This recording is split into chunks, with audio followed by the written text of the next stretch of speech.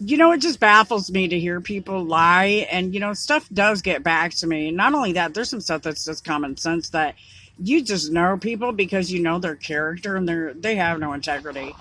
I remember specifically talking to Tony Blackamore about Rory Northrup when I was babysitting his son, Blake. Him and Kyra Bross's boy. And he wouldn't even buy diapers for the poor kid. He had both him and his wife worked and they were getting Savannah's SSI check. And these guys couldn't afford diapers for their own kid. But they want to sit up here and run their mouth about what I did or didn't do with money. And especially when I never profited from my Uncle Richard when he was alive, when I took care of him. People don't understand the expense that goes into people who have dementia. And so Roy ran off at the mouth, not realizing all these people, all these years later, who watched him while he abused my Uncle Richard. And so many people in the community came to me, including the Weesaws, who told me, Tina, thank you so much for helping Richard and helping him get out of that abusive situation. And so, the whole town pretty much knows how lying and conniving Roy is.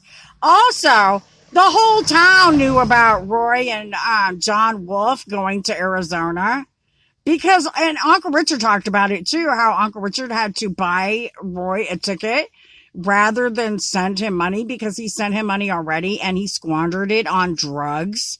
So while Roy's sitting up here running his mouth and lying on people, let's tell the truth on Roy.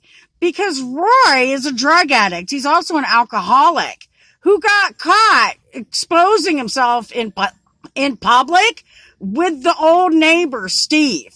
I think that's his name. The old neighbor on First Avenue. They both moved out at the same time. And actually, the neighbor wound up living with Roy and Kylene at their house over there across the street from the hospital.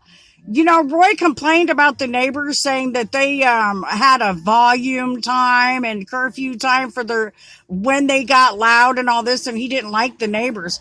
I could see why when they were just trying to keep things peaceful and quiet in the neighborhood. And I know how rowdy Roy can be, especially when him and Cole came back and told me that they got drunk with Mindy Armstrong and peed on her face, while all three of them were drunk and she was passed out drunk. So could you imagine what people are thinking about Roy right now? And those who know even worse about him than what I do. That's just one story. I could also talk about him getting drunk all the time and getting up and constantly peeing on the fridge while he was drunk and all kinds of other stuff that went on in the house, which is why Uncle Richard wanted to get out of there so bad. I also remember the neighbors coming to me and talking about a plate that they tried to give to Uncle Richard, and Roy ran right behind him and took the plate and ate the food up.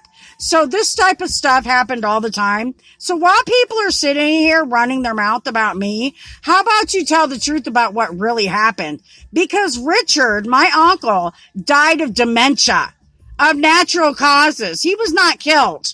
So the person you want to talk to about murder, to me, he was murdered because these guys neglected him medical insurance that would have prolonged his life. So for that, in that way, yes, he was murdered. However, people who have dementia often die of strokes.